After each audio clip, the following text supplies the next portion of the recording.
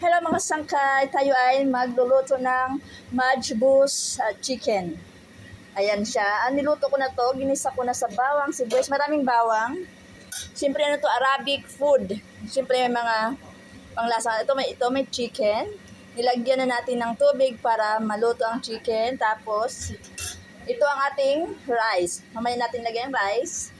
Atakpan muna natin to. Meron tayong basmati rice, potato, patatas, carrot, and bell pepper. Pagsasamahin natin mamaya yan, saka natin i-bake sa oven. Ayan, abangan. Tangkay, hinango ko na yung chicken doon. Kasi i-bake natin yan. So, nahihango ko na. Dito na tayo lalagyan na natin ng ating mga gulay at saka ating basmati rice. Lagay ko na yung carrot. Patatas na ilagay ko na. Ayan. Ayan. Mamaya na ang bell pepper. Ilagay ko ng lagyan na natin ang bigas. Haluin natin. Tapos ilagay natin ang bigas. Mga sangkay. Ayan. Yung ating basmati rice. Sarap talaga yung mga yung Arabic food. Masarap talaga. Kaso nga lang pag lagi kang kumakain nito, alam niyo na mangyayari sa amoy mo. Ayan. Haluin. Haluin natin. Ako lang pala. Haluin ko, manood lang kayo, tabangan. Sayaan nating maluto. May tutor ako dito. Takpan natin.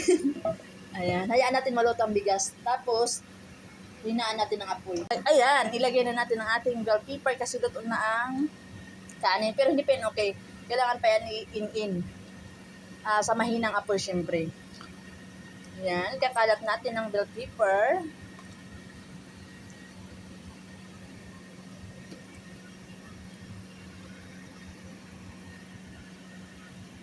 Then, takpan uli. Tapos, lalagyan natin ng foil para hindi sumingaw.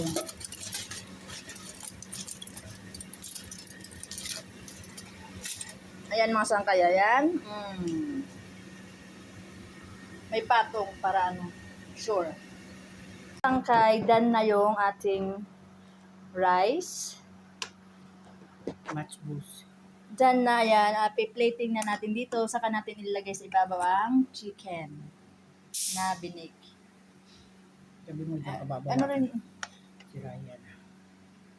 Sarap. Done. Papatong ngayon natin ang chicken. Ayan.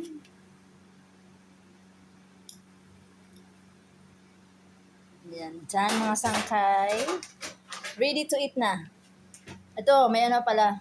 Fried onion. Meron pa pala siyang kasamang fried onion toppings.